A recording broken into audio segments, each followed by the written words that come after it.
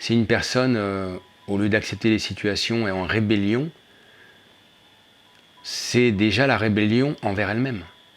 Donc la non-acceptation de ce qui joue pour elle. Donc la personne se bat contre elle-même. Donc si elle se bat contre elle-même, c'est comme si elle se recroqueville, elle se referme. Et comment elle pourrait être bien avec les autres si elle n'est pas bien avec elle-même? C'est pas possible. Tout part de soi. D'abord soi-même, et ensuite le partage avec l'autre. Oui, j'ai vu des personnes qui sont sorties complètement des schémas en fait de colère, de vengeance, en étant dans une acceptation. Un véritable travail pendant de longues années, au moins 6 ans de travail, pour commencer à émerger et puis à avoir un regard envers les autres de compassion. Oui, c'est très beau. De voir une véritable transformation, c'est comme si il y a une réforme complète de la personnalité. Par le fait d'être dans l'acceptation et de comprendre que la façon de penser, de se comporter ne convient plus. Ça fait souffrir, donc je sors de ce schéma pour trouver une voie qui va m'être plus agréable, en sachant que ça va passer par quoi?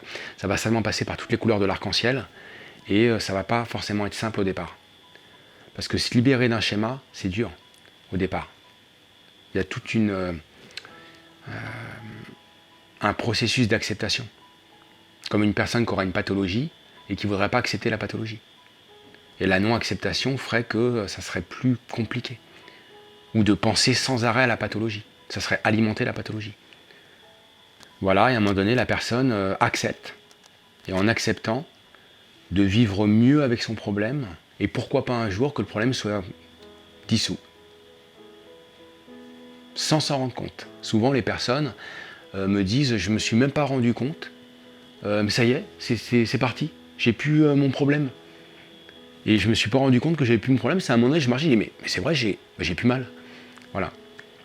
L'acceptation est tout un travail. Il y a vraiment tout un travail, la voie du courage. Et en ce qui me concerne, je n'ai jamais vu une personne sortir d'un schéma